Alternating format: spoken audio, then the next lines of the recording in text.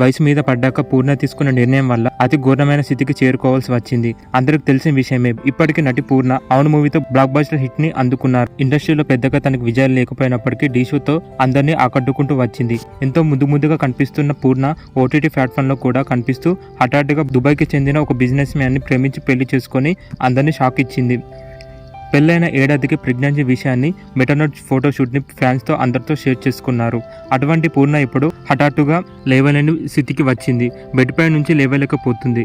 తనకి ఘోరమైన పరిస్థితి చూసి అందరూ ఒక్కసారిగా కంగు తింటూ వచ్చారు. దీంతో పాటు తన బిడ్డకు కూడా అనారోగ్యం పాలవడంతో ఫ్యాన్స్ అందరూ సోషల్ మీడియాలో ప్రశ్నల వర్షం కురిపిస్తూ వచ్చారు. వీటన్నిటికీ పూర్ణ మాత్రం మౌనం పాటిస్తూ వస్తుంది.